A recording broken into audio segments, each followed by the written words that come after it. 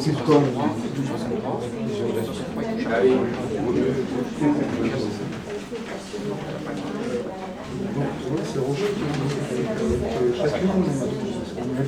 Oui, oui, oui, le week-end dernier.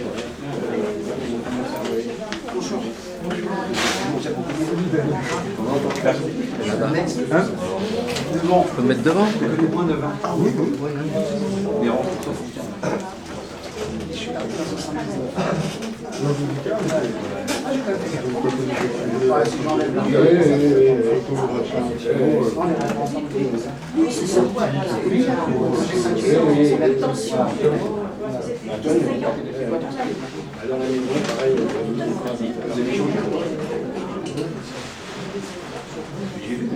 Alors, c'était un peu face à réalité son travail à la fois il a écrit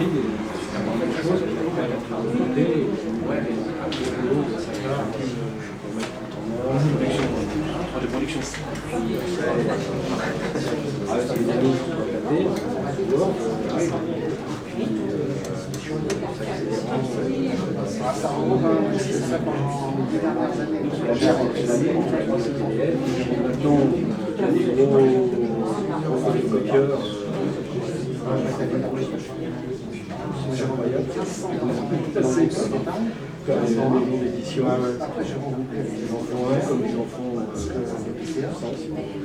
J'ai fini.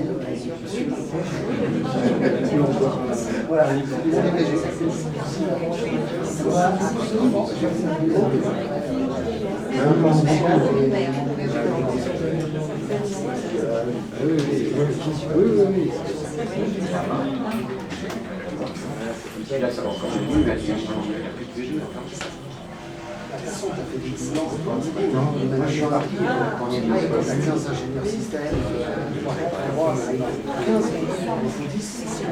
et après, on est directeur,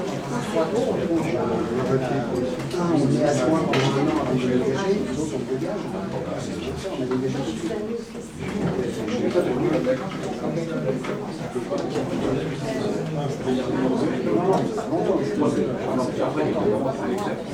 Non, c'est la première année parce qu'il a mis dans un placard. Oui, ça c'est le chat, la lumière, c'est incroyable. Le bien avait été touché par parce qu'au bout d'un moment, il a une valise. Ça va. La taille est bon dossier, puis moi j'ai négocié une fois après. De toute façon, quand il est parti, il y avait au moins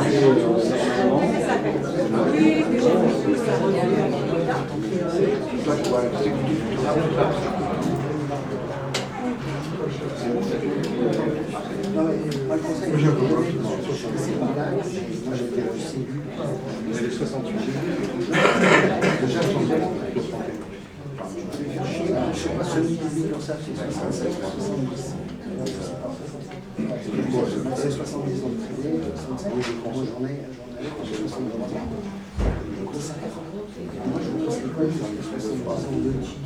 Et donc, les syndicats il avait ceinture bretonne. Qui 6 heures après, 2 ans de salaire. 3 ans de salaire. Sinon, c'est généreux.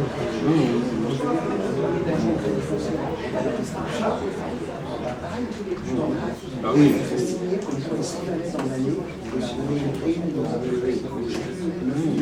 000 euros. Oui, c'est chaud quand on sait que c'est inévitable. De toute façon, là, c'est encore mal.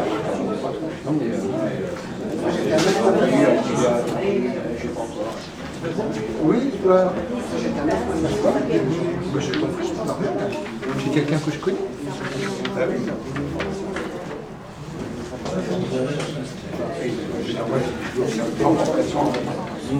oui. Moi, j'ai comme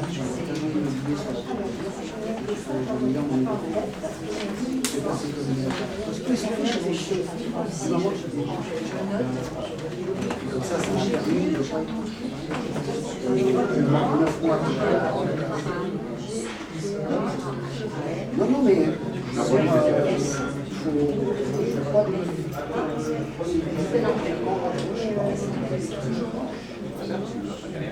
Le budget qui arrive en sachant du Paris. Ils sont un peu bloqués. Et puis un jour, tu te convaincs, tu te dis, bon, en tant que vieux, là, chose sérieuse. Ça arrive, hein. Même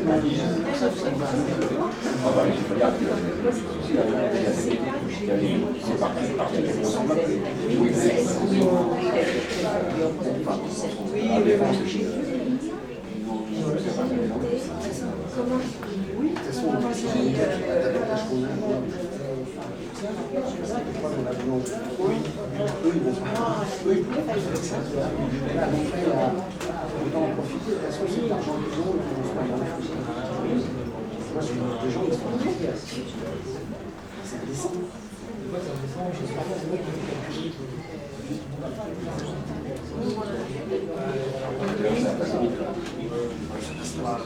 Oui. Et tu seras pour être.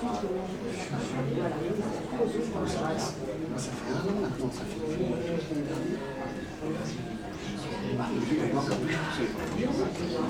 le week-end est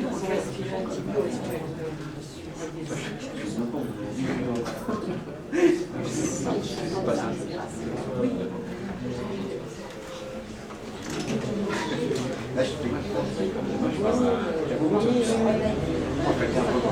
comme je veux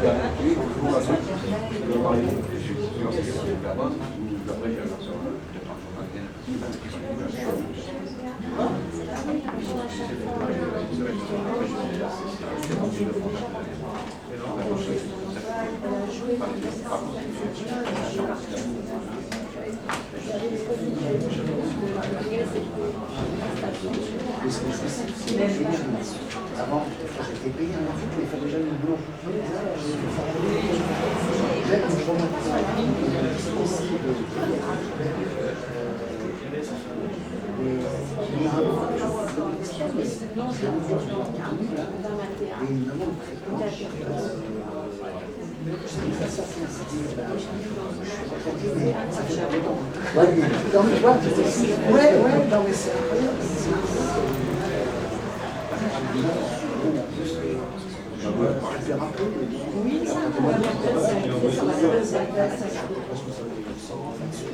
annuel.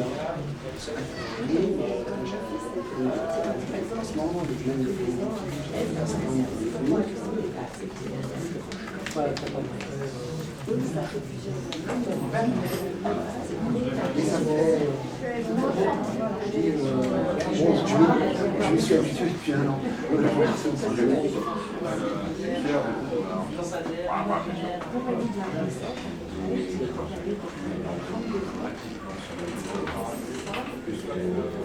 Il était à la porte, c'est bon bled, constant. Moi, je commençais tous ensemble. Il a connu la messe. Non, il s'arrive à moi.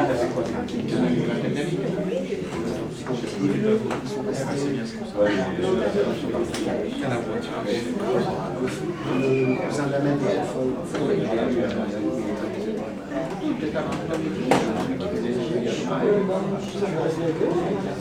Ah oui, ça fait 10 ans.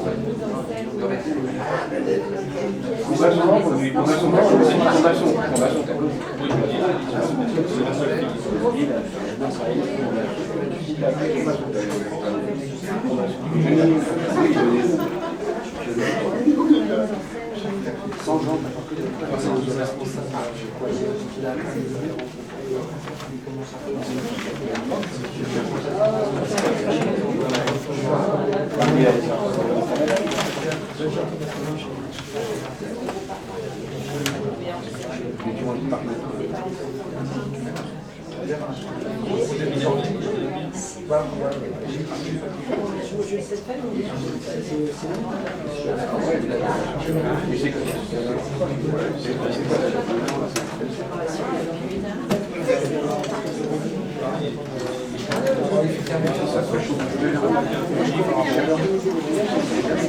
deuxième, troisième année.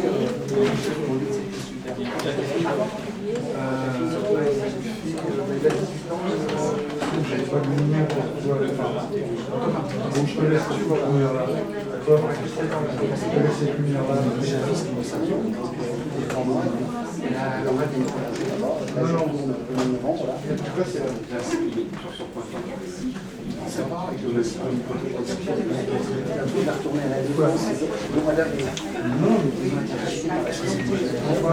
Si jamais elle me laisse, on va démarrer. Il est bien,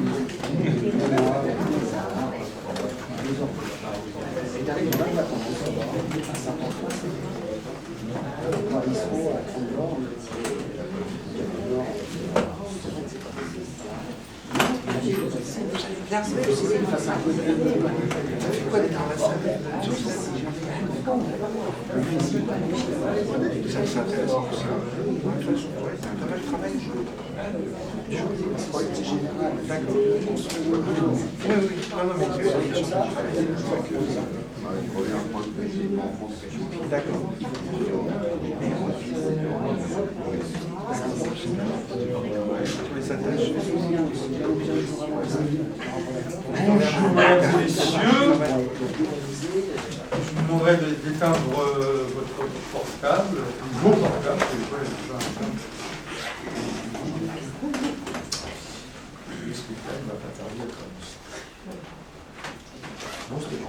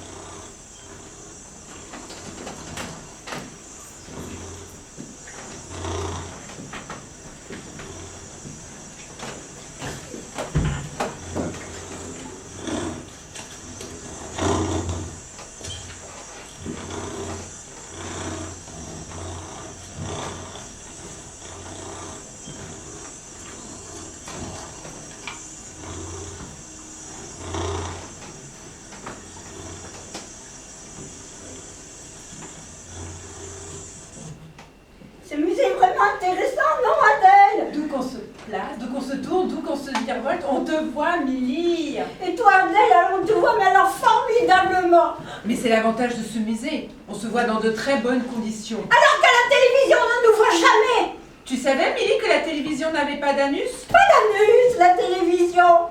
Aucun, juste une bouche. Juste une bouche, la télévision. Une bouche qui projette tout devant. Sur la vitre. Tout sur la vitre. La merde aussi. Mais forcément. Adèle, Oui, Milly. je me demande pourquoi on parle de la télévision, à ton avis? Parce que toi et moi, nous sommes des œuvres d'art. Ça, c'est sûr. Et pas de la daube. Et que les œuvres d'art doivent parler de la société. Non. Il paraît, ça revient. Mais si on a un sens, Adèle, est-ce que ce sera encore de l'art? Mais j'ai bien peur que non. Ou alors de l'art populaire? Mais tu imagines? Ou pire, de l'art bourgeois? Mais quelle horreur, je n'aime pas les bourgeois. Oh, sur ceux qui nous avisent l'été encore, Adèle. Ceux-là sont gentils. Oh, quand ils ont un bateau et des femmes de chambre, Milly. Adèle, Sinon, je ne les aime pas. Adèle, Oui, Milly. j'ai honte qu'on ait parlé de la télévision. Mais moi aussi, on se rattrape. Oh oui, Adèle, on fait du pâté à roulettes? Mais sans roulette. Oh, encore mieux. Les hommes, n'ayant pu guérir la mort, la misère, l'ignorance, ils se sont avisés pour se rendre heureux de n'y point penser. Alors, À quoi m'invites-tu à penser avec toi? la vie est belle, la vie est triste, mais elle nous appartient, non? Tout passe par la recherche de ce qui nous fait vivants. Pas de bonheur sans connaissance de soi.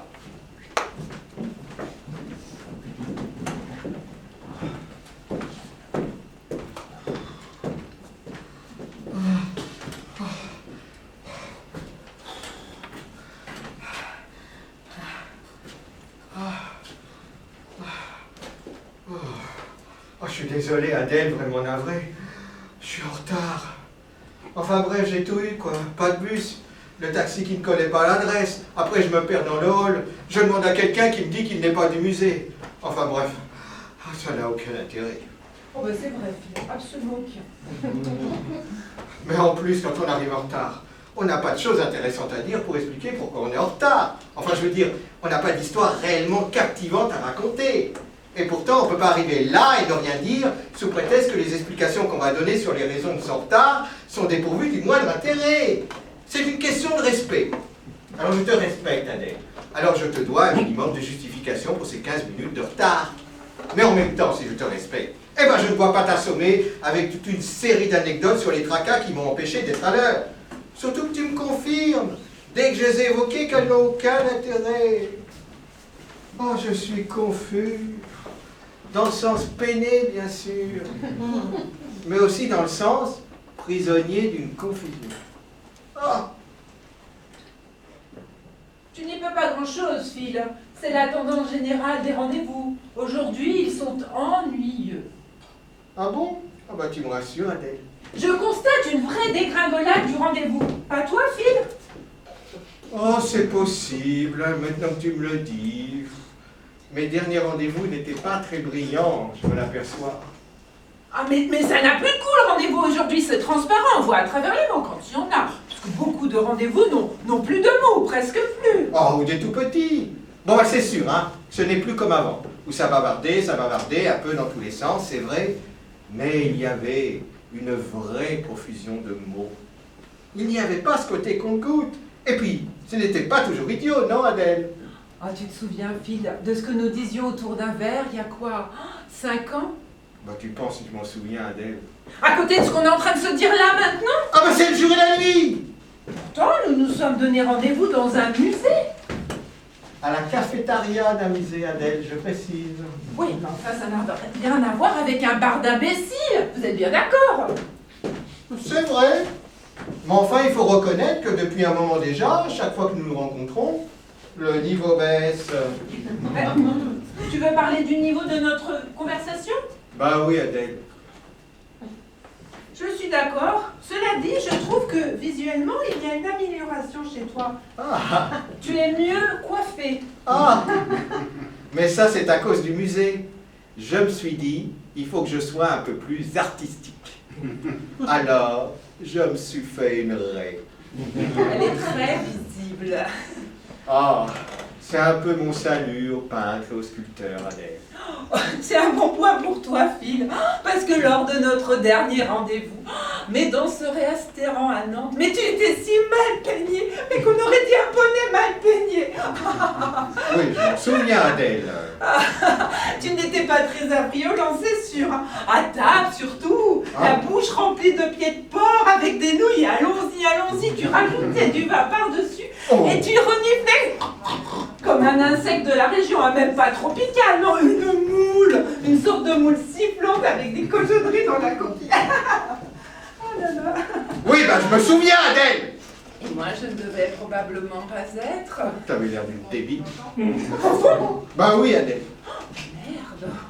Ah bah quand tu me regardais en tout cas, là avec ta lèvre du dessous, très basse, un peu grossie et brillante à cause de la base. Mais à Nantes? Ah non, tiens, moi, quand j'étais coiffé comme un poney. Ben, c'est bien ce que je disais, on est en pleine dégringolade du rendez-vous. Ah, mais avant au restaurant, nous parlions argent au minimum. Et nous faisions de bonnes affaires, Oh, on est Adèle. bien juteuse. Ah, c'était le bon temps des rendez-vous artistiques La belle époque des entretiens humains. et des discours sur l'art. Mais tellement intelligent. Oh, tellement. Oh, ça me donne envie de pleurer, tiens, Adèle. Tu veux que je t'embrasse? Comme dans nos rendez-vous d'amour autrefois. Oh oui, quand tu avais une si jolie queue de cheval. Oh, ma queue de cheval, tiens, bah, je sais même pas pourquoi je l'ai coupée. Alors on s'embrasse? Ah non, hein. Excuse-moi, moi j'ai trop honte de ce rendez-vous. Oh, tu n'y peux rien, c'est la tendance générale. Aujourd'hui, les rendez-vous sont vides.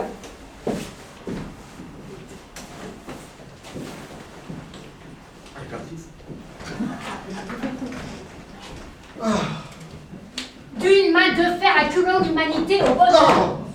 Tragico-comique, violent et absurde. Moi, il m'est arrivé de me sentir heureuse, et ceci indépendamment de ce qui se passait dans le monde. Il faut trouver l'équilibre entre ce que l'on ressent, que l'on garde pour soi, et ce que l'on est capable d'exprimer, de transmettre, de donner. Pas de bonheur sans connaissance de soi. Connais-toi toi-même, a écrit Socrate. Ah, ça change.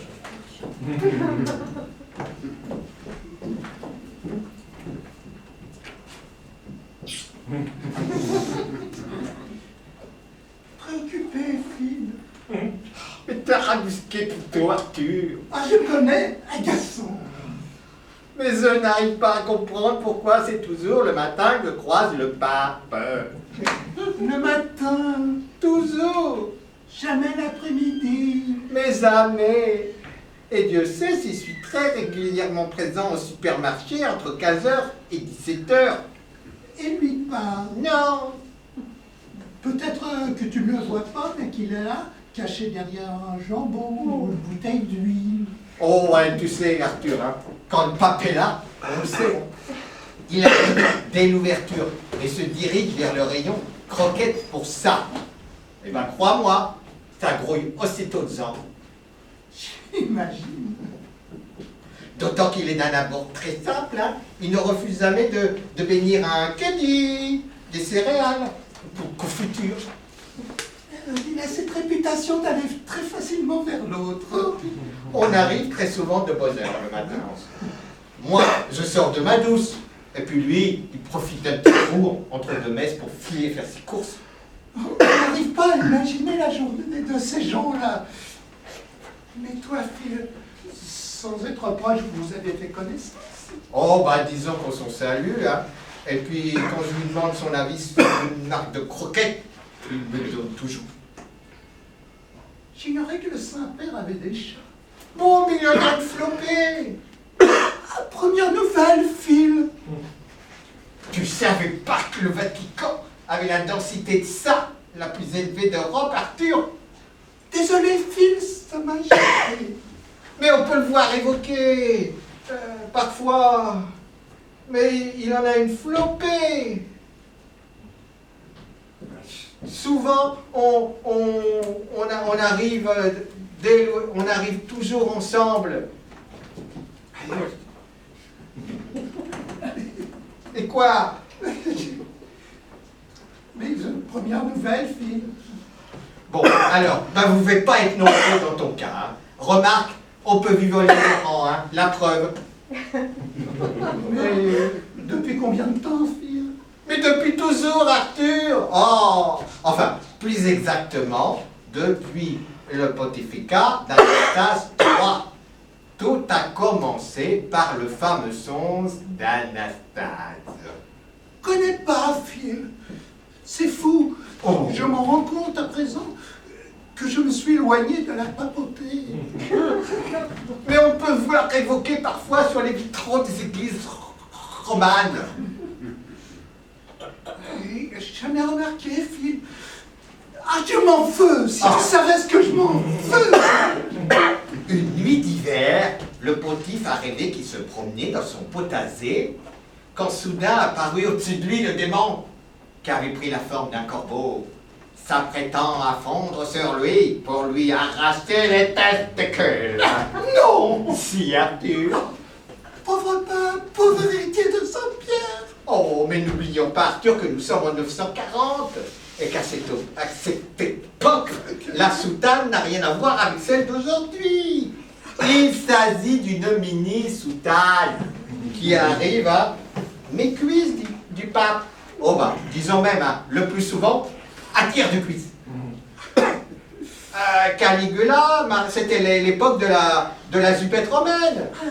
Tibère, Marc Aurèle, Caligula avaient la même. Ah oui, oui, je vois très bien. Hein. Néron, Auguste aussi. Tous qu'ils l'avaient tous.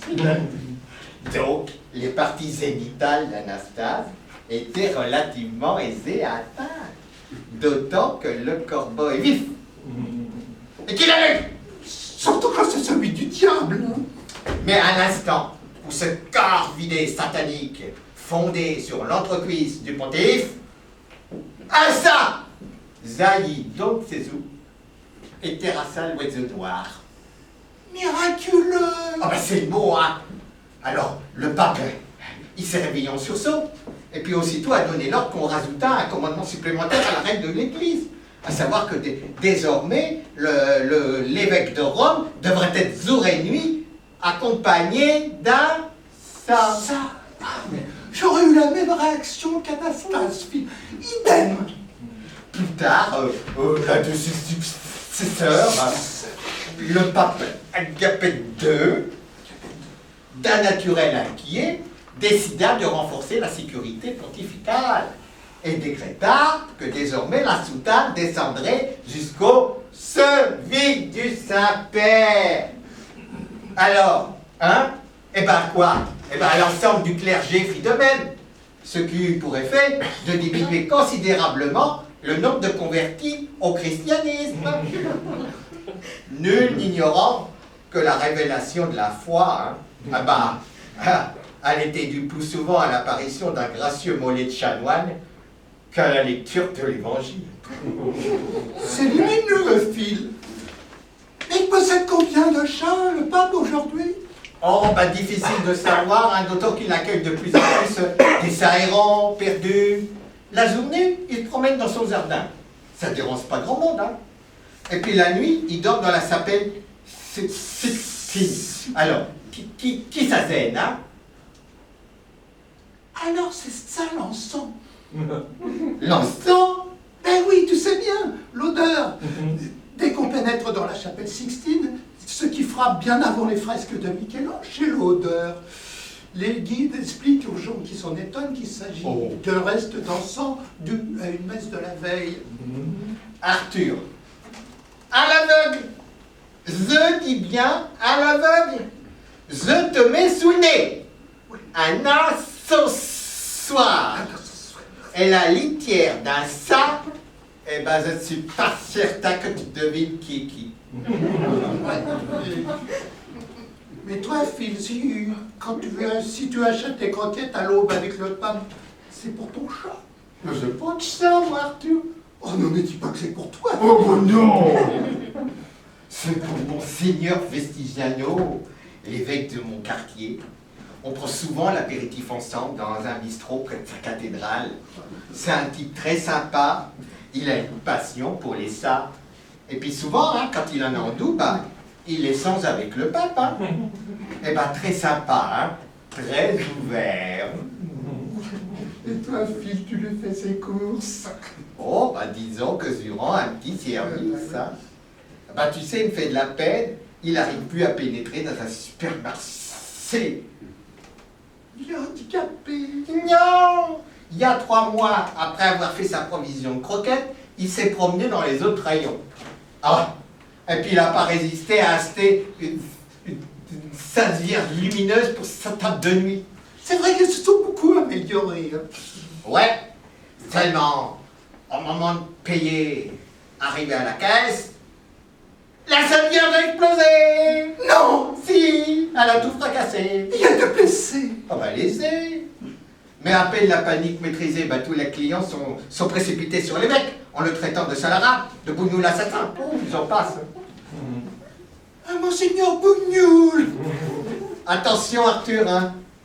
Je veux pas leur trouver d'excuses. Mais il faut avouer qu'il a un peu le type, comment dire, c'est un évêque très méditerranéen.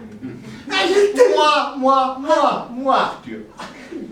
Je le croise la nuit, sans sa crosse. Eh ben, je suis pas certain de pas détourner de mon chemin. Hein. Ah, elle l'a démasqué, Phil. Mais qui? Mais la Sainte Vierge. Elle s'est fait sauter pour le neutraliser. Non. Mais si, bien sûr. C'est un infiltré. Hein. Tu sais, elle a du pif, hein, la petite mère de Jésus. On ne lui fait pas. Hein. Oh, piano, mais lui qui avait l'air si. Mon Dieu, Arthur, tu crois que je devrais prévenir le pape? Ah, ce serait plus prudent, hein, s'il aurait fait un chat piégé, un double virement, par exemple, avec une bande dans le collier. Oh, c'est le démon, il est venu. Cette fois, je n'ai plus un corbeau chez un évêque. Je file au Vatican. Dis quand même au pape qu'il ne change rien, qu'il aille toujours au supermarché le matin. Ils vont pas nous empêcher de vivre, hein, ces cons-là. Et si le bonheur n'existait pas? Pourquoi dites-vous ça? Parce que c'est une invention de l'homme pour se faire croire qu'il existe avec ses sensations de bonheur. Mais qu'est-ce que le bonheur? Quel bonheur de marcher dans Rome, Pat. Un délice à chaque part, Je donnerais 10 000 tours Eiffel contre un colisée, même un petit colisée, un colisetto. Et moi, l'heureux trompette de Proust pour une maxime de Cicéron. Pat, Oui, Arthur. peux-tu m'expliquer pourquoi personne n'a jamais songé à jeter les chrétiens du haut de la tour Eiffel? C'est vrai? Incompréhensible? Pas tous les jours, bien sûr, mais de temps en temps. Une dizaine de chrétiens par mois? Voilà, c'est quand même pas le Pérou, et en même temps, ça aurait donné un petit goût, une saveur, ce montagne ferraille. Mais c'est toi un but, Arthur. Une raison d'être, Pat. Disons même une âme, Arthur. Un peu comme la tour de Londres. En voilà une qui a une âme, Arthur.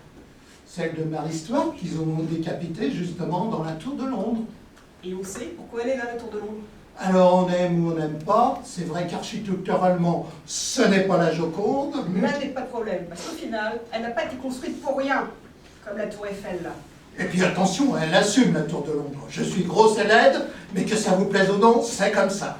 Alors que la tour Eiffel, on a l'impression qu'elle a honte d'elle-même. Dès son premier étage, elle entre ici. Elle s'enfuit par le haut. Lamentable. Alors que ces 4 gros pieds carrés étaient prometteurs, non, Pat? Et très très prometteur, Arthur. On est loin du Colisée, hein, Pat. Alors lui, c'est la fierté même. Il bombe le torse jour et nuit. Quand on a jeté des troupeaux de chrétiens au faux pour en faire des martyrs, qui ne la bomberaient pas, Pat? Qui? Pendant des siècles, Arthur. Et ça continue. Tu veux dire aujourd'hui? Ben oui. Grâce aux peintres, Pat, aux romanciers et surtout au cinéma, Bénur, Spartacus, Sainte Blandine, ils sont toujours là. Spartacus, Arthur. Oui, Pat. Il était chrétien. En tout cas, Sainte Blandine était énormément, Pat. Peut-être même un peu trop, c'est ce qui l'a sauvé. Les lions, ils peur de la bouffer. Peur de mourir empoisonné, sans doute. L'instinct animal, Arthur. Tu imagines si on avait pu jeter Sainte Blandine du 3e étage de la tour Eiffel, Pat? Une mauvaise fois comme elle était, elle aurait pas dit jusqu'au Sacré-Cœur. Au moins! Voire peut-être même jusqu'au Mont Saint-Michel. Ça aurait eu quand même plus de gueule que de la voir immobile, les mains jointes comme une crétine devant tous ces lions couchés à ses pieds. Tu te rends compte ce qu'on a loupé, Arthur? J'ai envie de pleurer, Pat. Allons manger une glace, Arthur. Une glace, mais où? Et puis la tour Eiffel, ils en vendent d'excellentes, bien supérieures aux italiennes, m'a-t-on dit. Ça me fait plaisir pour la tour Eiffel. Au fond, on la déteste pas tout à fait. Mais c'est pas de sa faute si elle ne sert à rien. Et puis les Françaises, Pat. Et nous les Français, même si on ne sert pas à grand chose, on arrive toujours à s'en sortir. C'est vrai, mais mettons-nous d'accord, sauf Proust, parce qu'à côté de Cicéron, il a l'air d'un hanneton. Je dirais un lézard, Pat. Il a voulu nous entartiner des tonnes et des tonnes. C'était pas un martyr, hein? Bon, Arthur. Bien sûr que non. Il se la coulait douce, Proust. Il n'allait même pas aux eaux.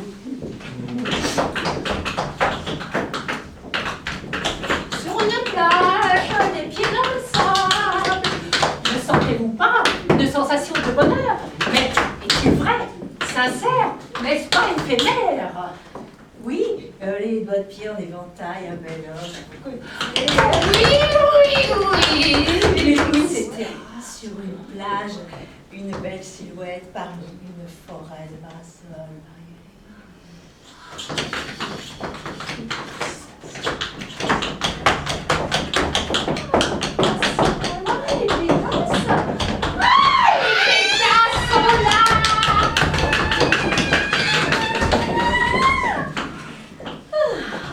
Ce n'est pas mon habitude de caler devant un participe assez. Tu le sais, Pat. Je ne t'ai jamais vu le faire, Solène. Et là, je bloque sur Enchanté.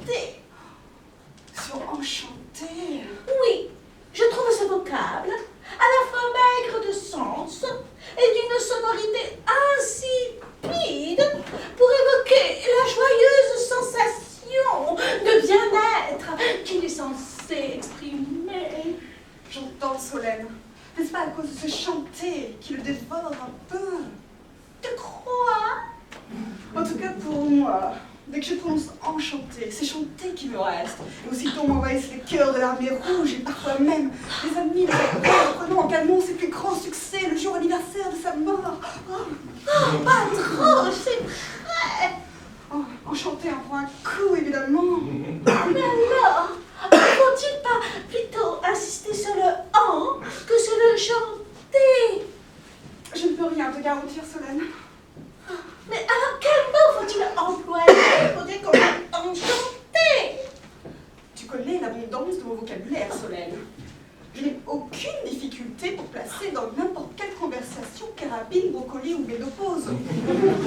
Tout comme le chat, Andrelois et penalty. J'en suis témoin tous les jours, Pat. Eh bien, je n'ai trouvé aucun équivalent à employer pour dire que j'étais enchantée de cet après-midi en montgolfière. Mais oublions le goût des mots, Pat. Souvenons-nous seulement de ce délicieux silence dans ce grand ballon qui nous éloigna du monde sans nous détacher complètement. Et au voyage dans les airs qui a effacé le tracas du réel, en nous laissant sa beauté à portée de vue. Mais nous avons traversé ce magnifique fleuve argenté qui nous éloigna du monde. Et la puanteur des égouts qui se déversent ne nous a pas atteints. Et nous avons traversé des églises sans être dérangés par des messes. Nous avons tutoyé le nuage, sans pour autant nous y perdre. Ce qui nous a évité la tentation de devenir poète. Ou pire, dramaturge. Et la terre était trop éloignée de notre nacelle pour que la tragédie humaine nous préoccupe pas. Et pourtant, rien ne nous échappait. Ni les routes, ni les rails, ni les ponts, ni toutes ces choses que les hommes avant pour vivre au mieux. Les privilèges des privilèges. Nous étions protégés de l'opinion. Est-ce la crainte du goulot ou la peur de l'air chaud, toujours dit que l'opinion ne s'est jamais approchée? Et qui n'a jamais vécu un après-midi entier, ou même juste une journée entière, assailli d'opinion, ignore tout du bonheur. Mais attention, Solène, l'opinion n'interdit pas l'idée. Ah, exact, ne pas confondre. Exemple. Une oie sauvage frôle soudain la montgolfière. Se dire qu'on pourrait la gaver, l'attraper, la gaver et sous peu se régaler d'un foie gras. C'est une idée. Mais hésiter à la saisir au motif que le gavage est une maltraitance animale, c'est une opinion. L'opinion est un désastre pour la gastronomie. Et le plus souvent, ceux qui ont des opinions n'ont pas d'idée. C'est vrai. Le mariage pour tous, c'est une idée. Le refuser, c'est une opinion. Élire le président de la République au suffrage universel, c'est une idée. Le choisir, lui, c'est une opinion. On se rend compte des ravages de l'opinion. D'autant que la plupart du temps, l'homme d'opinion est un couard. Souviens-toi de 1940. Bien sûr, mon opinion, c'est que les Allemands ne vont pas tarder à attaquer. Vite, je filme planqué à Bordeaux. Mon idée, c'est que les Allemands ne vont pas tarder à attaquer. Je parie immédiatement pour Londres. Courage. L'opinion est à l'humanité ce que la râpe est au fromage. Le discours à la pensée. Le cirque à l'éléphant. Un affaiblissement d'un émotion. C'est tout à fait mon opinion, Pat. Bien aussi, Solène. N'as-tu pas le temps de refaire un petit tour en montgolfière? Bonne idée, Solène. Le bonheur est chose fragile et souvent, au premier abord, insignifiante. Être heureux, c'est souvent une victoire, dès lors qu'on décide de rester en vie. Je n'ai rien contre le bonheur, mais je me méfie des existences sereines et des plans garantis vendus clé en main. Bah, moi, avant qu'on me demande ce qu'était le bonheur, j'y avais jamais réfléchi. Je pense que c'est une manière d'être qui nous définit et que nous développons chaque jour. Non, le bonheur est un rêve qui vous incite à vous lever et sa quête vous fait avancer.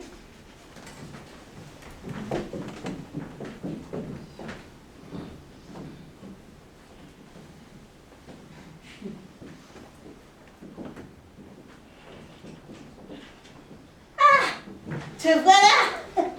Je commence à être inquiète! Ouais, moi aussi. T'as les résultats? Ah ouais. Alors, C'est de l'essence. attendez! Vous avez vu un docteur?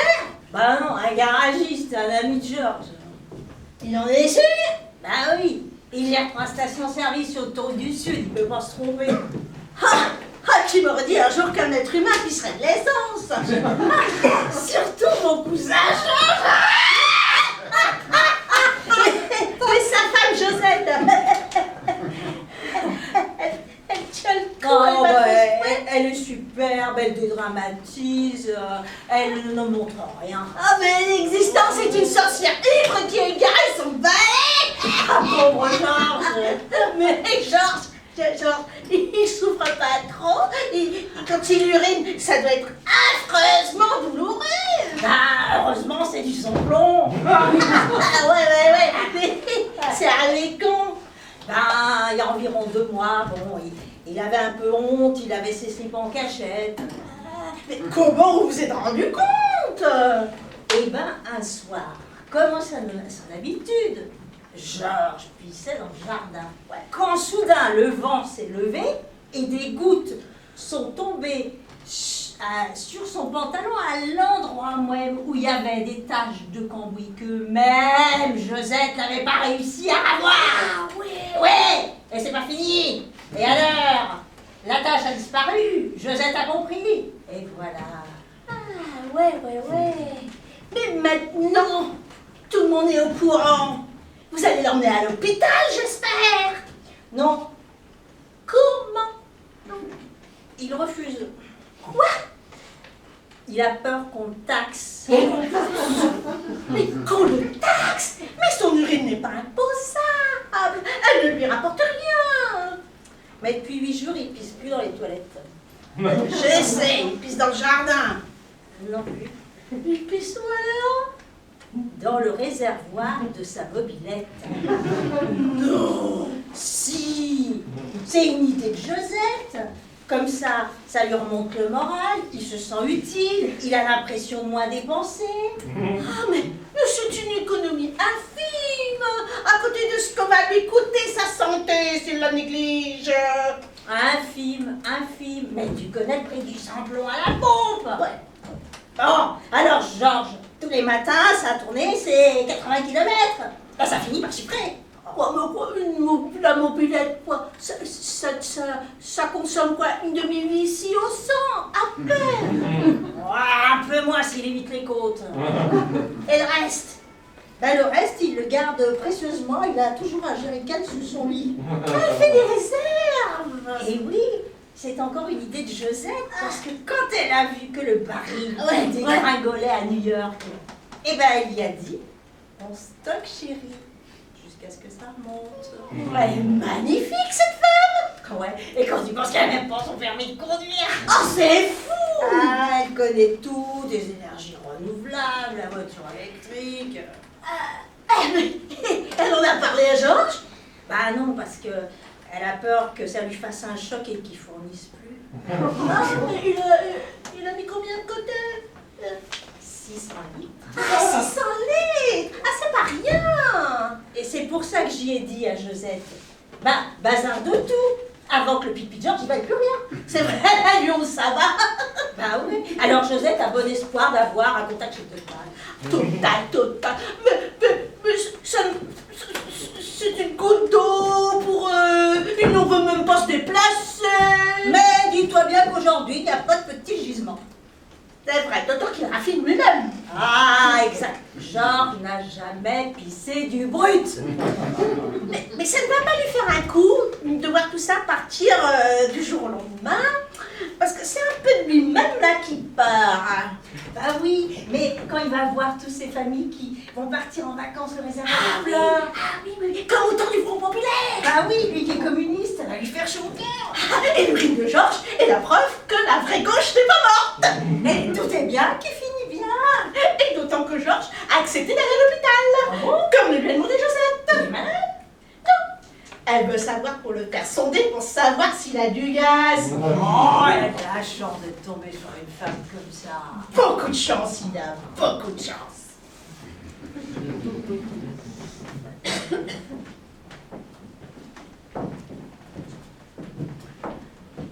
Les états poétiques sont ceux de l'épanouissement du moi dans le je, dans le nous, bien sûr, qui comporte affection, amour, communion, éventuellement exaltation. Moi, je distingue les moments de bonheur fugitifs.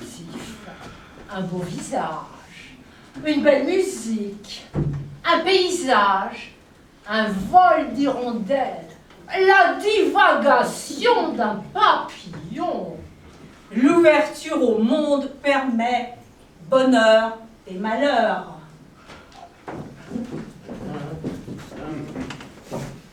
Ah, Minnie, te voilà enfin. J'y suis retournée, fille. Alors, Mais pareil, tu t'es ennuyé? mais beaucoup.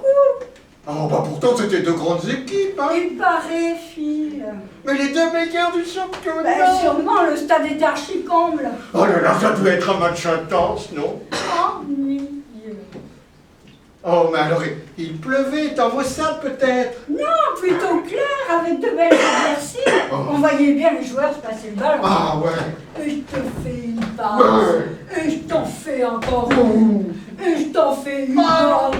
Et je dribble et je perds le ballon. Et celui qui l'a récupéré, faut qu'il donne une passe à un collègue. Et lui fait une passe à un autre collègue. Oui. Il fait une passe au gardien, but, qui lui hésite et puis qui finalement se fait aussi une passe. Ah. Les spectateurs en redemandent. Mon voisin m'a demandé, vous ne trouvez pas qu'ils font de bonnes passes aujourd'hui? Mais alors, Un supplice, fille. il y a eu des passes, pas de tête. Si, mais les passes, ça dure un dixième de seconde. On les voit pour ainsi dire pas au milieu des têtes. D'autant plus que le but d'une passe, c'est quand même de faire une tête. C'est le contraire. Ouais, alors tu aimerais que le ballon reste plus longtemps sur la tête du joueur, Minnie? Oui, mais pas trop non plus, fille. Un type qui court avec un ballon sur la tête, mais attends, au bout d'un moment, mais c'est ennuyeux. Oh bah alors donc ce sont les joueurs qui t'ennuient, Minnie? Non, fille. Ah bah disons qu'ils ne te désennuient pas. Voilà. Bon, pour dire vrai, Minnie, Oui, fille. eh ben je t'avoue, je ne saisis pas ce qui t'ennuie vraiment dans le football. Mais un peu tout, fille. Mais surtout le ballon. Ah, le ballon. Il gêne beaucoup, je trouve. Le ballon. Il n'y aurait pas de ballon, il n'y aurait pas autant d'énervement, de tension. Tous ces garçons prendraient le temps de vivre. Plus de ballon. Ils seraient libres d'aller où bon leur semble. Le ballon. Ils pourraient aller sur la pelouse, rêver un brin d'herbe à la bouche, discuter entre eux, se connaître vraiment, échafauder des projets, sont jeunes. Oh non, plus de ballon. Ils ont tout l'avenir devant eux. Ah non, plus de ballon. Le ballon leur boucherait peu l'horizon. Plus de ballon. Et tel un grand chien qui en a ôté sa laisse. L'arbitre tout joyeux ferait des galipettes sur la surface de réparation. Et deviendrait l'ami des bols. Ah. Et qui sait, Ah. peut-être un jeune avant-centre, depuis toujours terrorisé par son coach, pourrait enfin lire tout haut le poème qu'il n'a jamais osé dire à ses camarades dans les vestiaires, de peur de ne plus être sélectionné. Oh. Quelques vers qu'il aurait écrits à 8 ans, la nuit, sous son lit, pour dire la douleur de cet amour sans lendemain qu'il éprouvait pour sa grand-mère. Mais pauvre petit gars. Et sans compter les supporters, Ah. soudain apaisés, voire émerveillés, de constater que le vivre ensemble harmonieux est possible entre les équipes adversaires. Plus de ballon. Dans les tournants du stade, les hooligans échangent discrètement leur bière contre des jeux de fruits. Et les nazis baissent peu à peu leurs bras. Plus de ballon. Ah, tu sais ce que je crois, Minnie? Eh ben, il faut interdire le ballon le plus rapidement possible. Ah, mais je te le fais pas dire, fille. Plus de ballon. Et c'est la paix dans le monde. Oui. Oui, mais... Ah, mais quoi, Minnie? Eh ben, parfois la paix s'ennuie aussi. Ah, bah, c'est pas faux, hein. Il faut peut-être se garder juste un ballon sous le pied. Peut-être.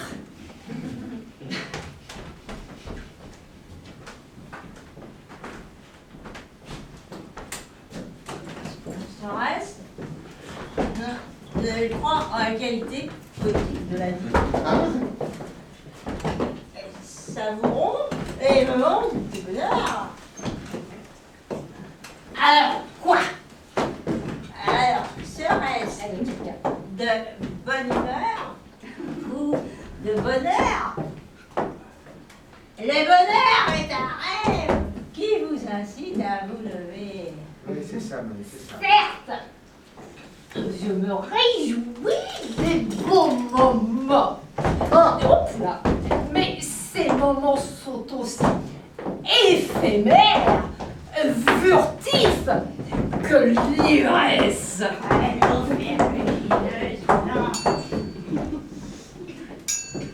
Oh. Bonjour. Bonjour. Ah, je m'en veux de te confier une préoccupation intime, mais elle me pèse et je ne trouve pas la force de l'alléger par moi-même. Essayons à deux. Voilà. J'en suis à me demander s'il ne me manquerait pas une poignée de cellules quelque part. À moins que je sois victime de je ne sais quelle tire-bouchonnerie cérébrale que j'ignorais jusqu'ici. Ou encore, et ce n'est pas l'hypothèse la moins probable, que ma mère ne m'ait jamais dit que dans une précipitation incompréhensible le jour de ma naissance, la sage-femme ait coupé beaucoup trop tôt mon cordon ombilical, encore tout rempli de vitamines qui ne seraient jamais arrivées. En tout cas, aujourd'hui, tu as bonne mine. Ouais, mais pas bonne tête. Donc, tu n'y arrives toujours pas. Non, Du tout. du tout. Mais tu as vérifié ta position, c'est la bonne. Mais j'ai pris toutes les positions, Arthur, toutes. Allongé, debout, assis en tailleur, assis en missionnaire, les yeux fermés, les yeux ouverts. J'ai même essayé le matin à plein ventre et le soir aux toilettes. Et tu n'y arrives toujours pas. Non, je n'arrive pas à méditer.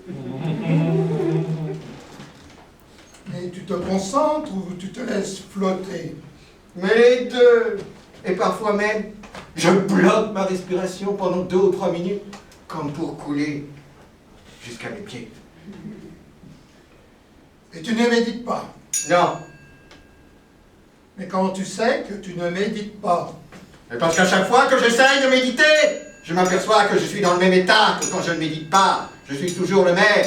Je suis là, avec mon nez, mes oreilles, mes jambes, et rien de neuf.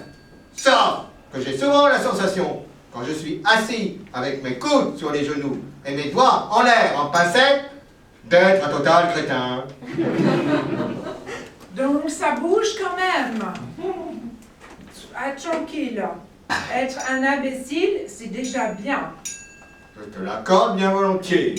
Méditer, c'est prendre conscience de soi.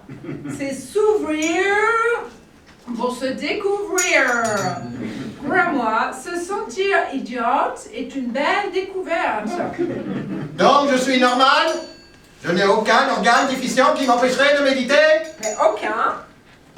J'ai donc une force mentale suffisante pour m'appréhender comme un crétin quand je médite? Tout à fait. Ah bah ça me rassure. Parce que tout le monde médite aujourd'hui. Ma soeur médite, mon neveu médite, mon boucher m'a dit qu'il méditait toujours quelques secondes avant d'entrer dans sa chambre froide. Et ma dentiste m'a dit que depuis qu'elle médite, elle ne pourrait plus supporter les hurlements de ses patients. Et mon conseiller fiscal, depuis qu'il médite, se sent, paraît-il, moins coupable. Sans compter l'esthéticienne obèse de ma tante, qui à force de méditer est parvenue à ne supprimer ni beurre, ni sucre, ni alcool dans son alimentation. Sois tranquille, tu fais partie du club. Je respire, hein, vraiment. Vraiment, je respire. Profites-en pour écouter ton souffle. C'est la base de la méditation. Mais ça, je le fais depuis toujours. Moi, j'ai toujours perçu les ça dans ma gorge avant qu'ils parviennent à miauler. Mais tu es né pour méditer. Tu crois que je dois persévérer? Sans hésitation. Dans ce cas, je vais peut-être changer ma position. Coude sur les genoux, mes mains en passé. Juste pour renouveler mon approche de moi, toi, pour me découvrir autrement. Pourquoi pas? si tu n'y arrives pas, tu pourras toujours venir à la position du crétine. Tu as raison. De ce côté-là, c'est gagné. Tu m'as beaucoup aidé. Disons que j'ai tenté de t'indiquer la colline, mais tu avais les bonnes chaussures pour la gravir. C'est gentil. Dis-moi. Oui. Toi. Moi, Tu me dis? Bien sûr. Et?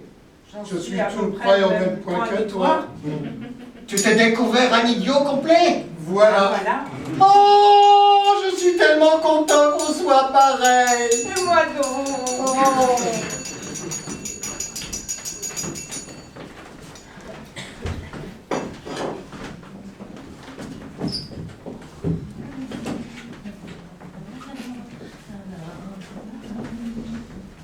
Le bonheur n'est pas une fin en soi, c'est un état d'être que l'on constate lorsque l'on est envahi par lui. Oui, un sentiment de manque que l'on ressent à regret lorsqu'il a disparu. La perte de la personne aimée qui vous donnait bonheur vous donne malheur.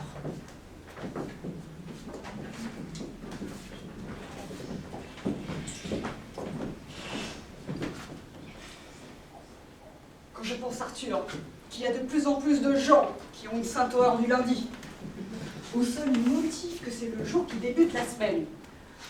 Alors que toi, comme moi, avons une passion pour tout ce qui commence, s'entame, ouvre, défriche, s'élance, sans compter la joie que nous éprouvons à nous retrouver le lendemain de cet épouvantable dimanche, qui achève la semaine dans un remuble d'ennui, entre footing, messes et films du soir à télé, sans oublier le déjeuner chez ma mère.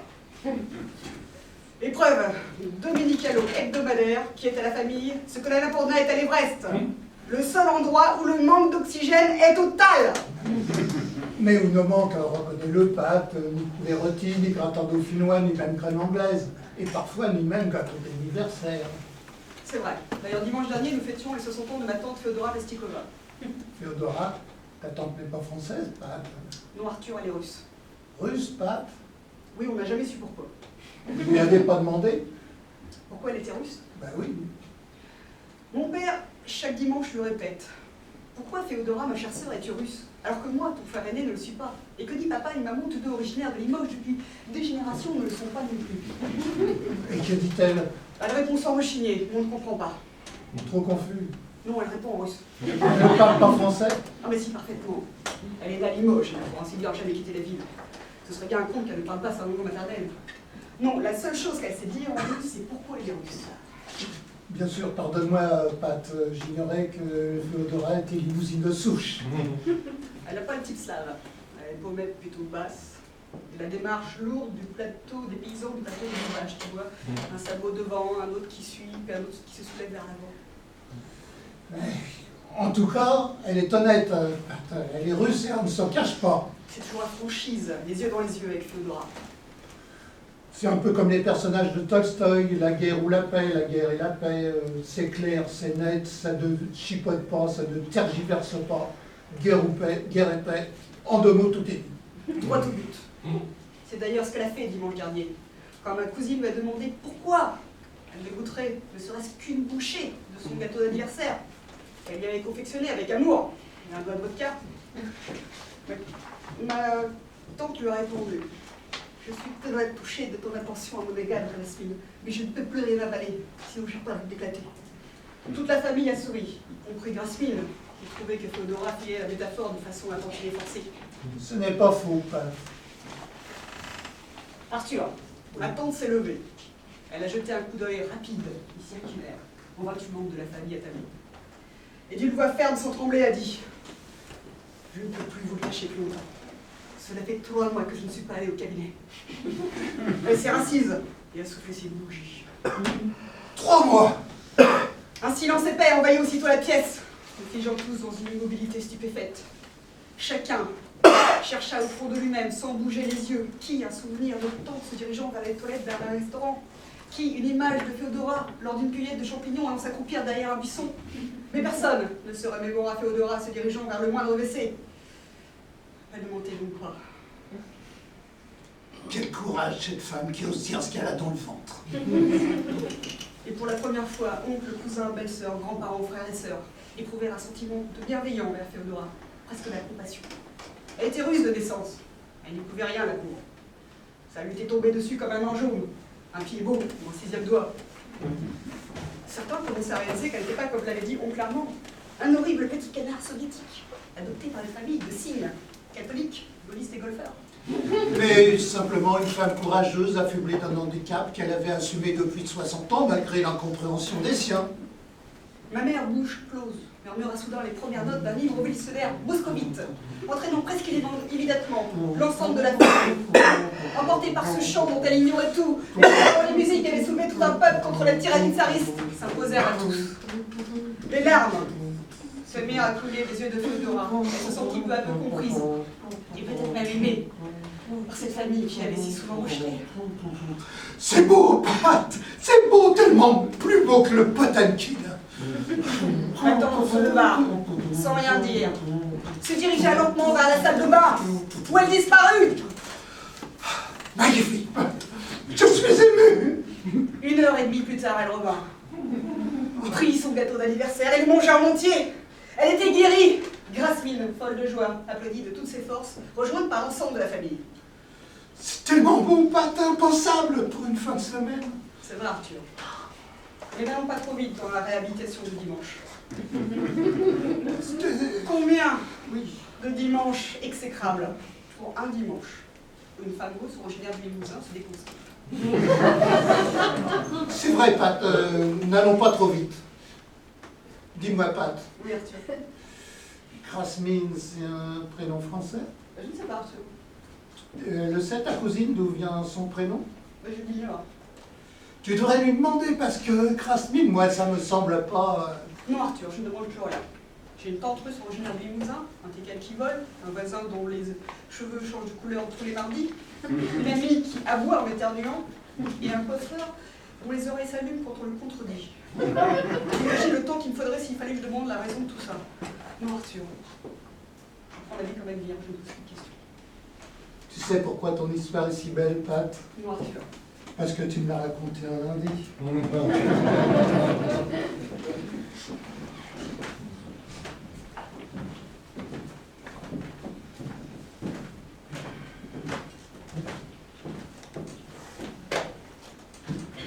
le bonheur, c'est ce sentiment de liberté que je ressens lorsque des éléments comme l'eau ou le soleil prennent entièrement possession de mon corps. Ah non, je rigole. Le bonheur, situation permanente, dénuée de toute ombre, est un mirage. Il est très important de trouver le calme intérieur pour toucher le bonheur. C'est très actif, le calme. Moi, j'aimerais trouver un bonheur imparfait, mais constant, et comprendre ce qui est bien pour moi et pour les autres.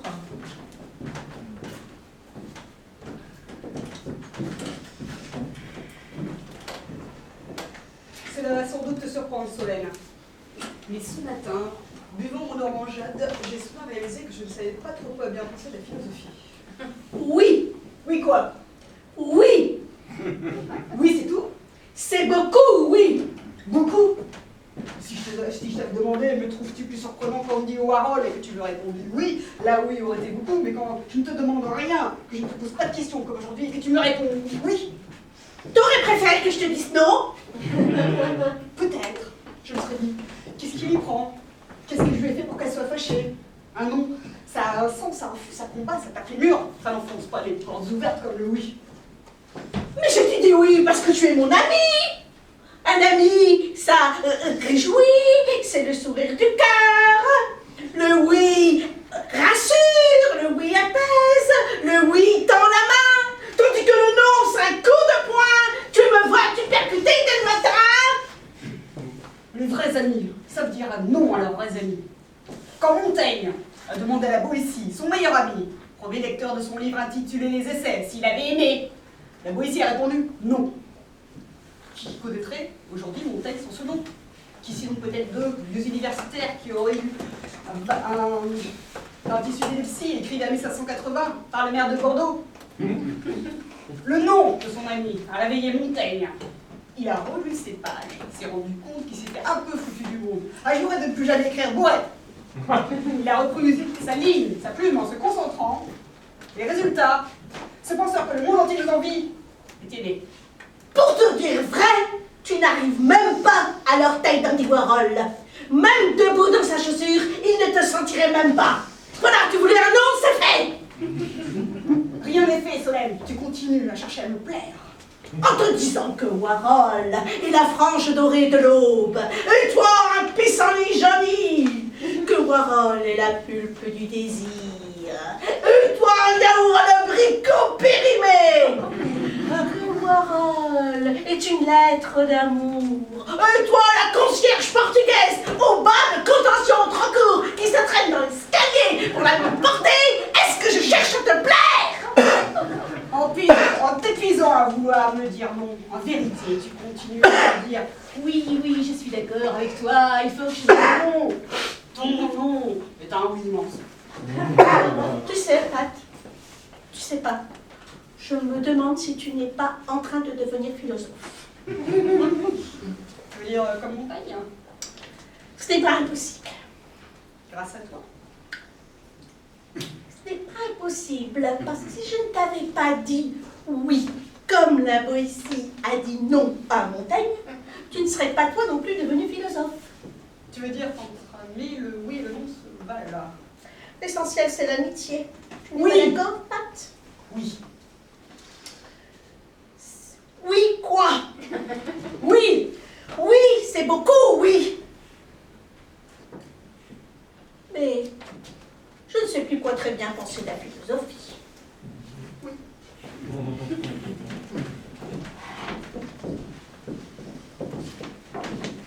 Je ne crois pas à une vie heureuse. La vie est alternance de prose et de poésie, de joie et de tristesse, et de bonheur et de malheur qui ne dépendent qu'en partie de nous. Je crois que la qualité poétique de la vie peut apporter des bonheurs, et parfois le bonheur.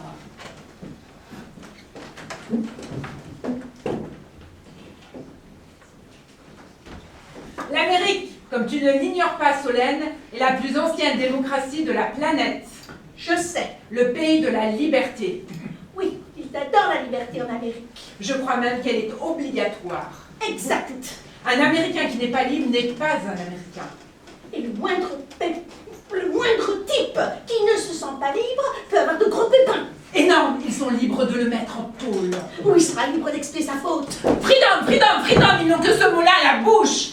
Et pas de pause. L'Américain est libre 7 jours sur 7, 24 heures sur 24. Mais c'est effrayant. Ils n'ont pas le choix. J'ai le frère d'un ami qui vit à Orlando, en Floride, Tommy. Un grand gars très sportif. Il s'occupe d'une équipe de basket. Il est arbitre. Libre arbitre. Tu vois, Solène, cette petite plaisanterie que tu viens de faire, ici, aucun problème, ça passe. Mais là-bas, si tu te moques de la liberté, ils peuvent te renvoyer dans ton pays sur les champs. La liberté est fragile. Elle ne supporte ni l'ironie et encore moins l'humour. Tu n'as qu'à voir la statue qu'on leur a envoyée pour célébrer la liberté. Mais t'as vu sa tête? Lugubre, glaciale. Une nonne avec un petit cierge à la main, soi-disant pour éclairer le monde. On avait prévu de leur envoyer une effigie de Laurel dit. La liberté de rire. Refus immédiat. On a frôlé l'incident diplomatique. Presque la guerre. Ah bah ça, tu vois, je l'ignorais, Adèle. Mais il y a des tas de choses qu'on ne sait pas sur la liberté. Par exemple, Tommy, là. Tommy. Viens. Un jour, je lui avais rendu visite à Orlando, en Floride, il y a 3 ans. Un jour, pour le remercier de son hospitalité, je l'ai invité à un dîner. Et il m'a répondu « Désolé, Adèle, mais ce soir, je ne suis pas libre. » Dès qu'il a réalisé ce qu'il venait de dire, il a failli s'étouffer. Il est devenu écarlate et s'est jeté sur moi en me faisant jurer que jamais je ne répéterais ces paroles. Et après, il est venu dîner? Non, parce que sa femme, Fine Mouche, l'a sauvé en affirmant qu'ils étaient libres de refuser une invitation. Il a recommencé peu à peu. Ah bah ça, tu vois, ça me rappelle l'URSS. Un peu, c'est vrai. Là-bas, ils n'avaient pas le droit d'être libres. Un soviétique libre n'était pas un vrai soviétique. Être libre, c'était la loi. Finalement, je ne sais pas. Tu ne sais pas quoi? Si je préférais qu'on me force à être libre ou qu'on m'interdise de l'être. Moi non plus. C'est aussi barbant l'un que l'autre. Elle finit par emmerder tout le monde. Mais et faire tuer des millions de gens. Quoi? Oui. Mais La liberté. oui, c'est le prurite de l'humanité, la liberté, ça la gratte sans arrêt. On devrait pouvoir l'éradiquer. Mais peut-on vivre sans elle? On peut bien vivre sans la vésicule biliaire. Exact. Elle a du statut, la vésicule biliaire. Bah, je suis pas sûre. Faudrait vérifier.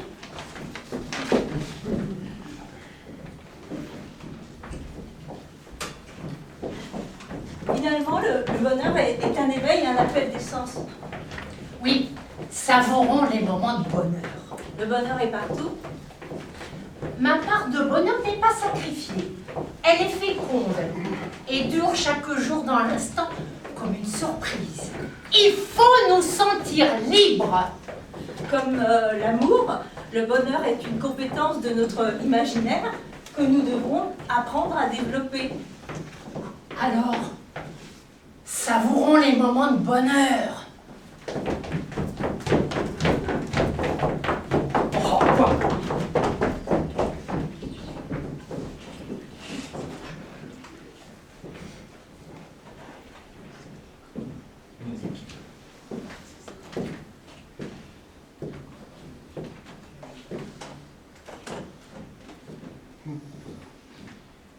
Ah, bonjour Ida. Alors Adèle, tu es venue. Mais, mon Dieu, que tu es pâle. Je me suis dit, si je laisse tout seul, c'est un peu commun, commune, enfin, tu vois ce que je veux dire. Mais je t'avoue que l'angoisse me mange. Mais on dirait que tu grelottes, Adèle. Ah, je grelotte, Ida, je grelotte, c'est exact. Je suis même envahie de chair de poule à des endroits inhabituels. Sous les bras, autour des oreilles, sur mon clitoris. Tu as la chair de poule sur ton clitoris. Oui, mais ça ne va pas s'arrêter. Je sens mes coudes et mon ovaire gauche vibrer de plus en plus. Mais quand? Mais pourquoi? Mais comment? Mais non, Rita, tu ne sens rien, mais tu es aveugle. L'art. Oui, l'art qui nous fait survivre, grâce à qui on ne meurt pas. Quoi? L'art quoi? Mais il tombe, il dégringole, il se dégonfle, on lui passe devant. Il se fait doubler? Oui, Par qui? mais par le quotidien. Le quotidien. Oui, le quotidien qui la grandissait, transcendait, illuminait, inventait, et lui a passé devant. C'est lui l'artiste, lui qui crée. Maintenant, le quotidien s'est mis à avoir du talent, du génie même. Et l'art lui court après sans jamais le rattraper. Mais Ida, enfin tu lis les romans, mais tu vois les films, que du quotidien remâchouillé, bien en dessous, mais du jaillissement de l'actualité. C'est incroyable, tout s'inverse. Regarde, Fragonard, Vinci de la Croix qui peint la mort de Sardanapale. Somptueuse ode à ce petit Noatelet de Ninive, un fait divers sans importance. Une vieille légende oubliée devient soudain la beauté incandescente d'un démon qui va mourir. Mais Ida, le moindre type terroriste qui se fait sauter au milieu d'un marché de Bagdad près d'une mosquée, le soudain jaillissement des couleurs moirées par le cri et la douleur, les membres arrachés qui se mêlent au pastèque, la courbure lente du minaret en flammes qui s'écroule sur des enfants, l'uniforme rutilant des pompiers se mêlant aux larmes grises des familles qui s'évanouissent. Mais Delacroix n'arrive pas à la cheville de ce quotidien-là. Chirico, Kandinsky, Picabia, mais sont des nains face à ces types qui jettent leur avion dans des tours à New York. Ida, mais quelle œuvre d'art contemporain a-t-elle été admirée par des millions de personnes comme cette performance du 11 novembre 2001? Si Duchamp vivait encore, il aurait signé un ready-made planétaire. Et l'intensité du regard du journaliste qui va se faire égorger en direct. l'abandon de son âme à la lame. Le Caravage peut aller se rhabiller. Même Picasso est dans les choux, comparé à l'éclatement des visages des grands Bouddhas écrasés par les marteaux des barbares. Picasso, pourtant, il a tout fait pour qu'on ne lui passe pas devant. Tous ces grands créateurs du quotidien devraient être au Louvre, Adèle. Le problème, c'est que je ne suis pas sûre qu'il passe les barrages de sécurité pour entrer. La sécurité, quel châtrage! Nos musées, nos théâtres, nos opéras sont bourrés de gens totalement inoffensifs, sans aucun danger, un troupeau de moutons dont le regard bovin affadit jusqu'à Shakespeare. Sans compter les petits maîtres admirables du quotidien dont les œuvres remplissent nos écrans de télévision, attirant des millions de visiteurs. Comme ces mères aux traits lissés par leur refus de maternité qui ont bourré le congélateur familial de leur nourrisson Jérôme Bosch. À côté de ça, c'est du pipi de chat. Record d'audience en plus. Et elles ne sont même pas payées, Annelle. Alors qu'à sa moindre apparition sur la banquise, Brigitte Bardot reçoit des millions. Oui, mais aujourd'hui, l'actrice Brigitte Bardot est loin derrière ses glaceuses d'enfants. L'art dramatique l'est beaucoup moins que le plus petit acte du quotidien. On s'ennuie au théâtre, jamais pour un tsunami. Qu'allons-nous faire, Adèle? Nous étions des artistes. Et nous allons le rester. Où vas-tu? Tu es le pape. Et toi, Adèle? Bah, je crois que je vais devenir pape. Ah, tu mérites le Louvre, Adèle. La compétence de l'imaginaire relève d'un état poétique. Écoute-moi, le bonheur est partout. Définir le bonheur en une phrase serait n'avoir besoin de rien d'autre que d'un sourire. Le bonheur, c'est d'aller prendre un verre avec ses copains. Le bonheur, c'est faire une course à pied. Le bonheur, c'est de regarder ses tantes. Le bonheur, c'est quand je me tais. Le bonheur, c'est faire le chemin du début à jamais avec le vent sous la jupe et le chien sur les talons. Le bonheur, c'est voir la mer sous la tempête. C'est regarder la lumière. Le bonheur, c'est quand on ne se pose pas de questions. Il est mêlé à d'autres moments. Le bonheur, c'est qu'on a conscience d'être dans le plaisir. Le bonheur, c'est la liberté de ne rien faire. On n'a pas le temps sur le moment. Il faut en sortir pour se dire l'importance du bonheur.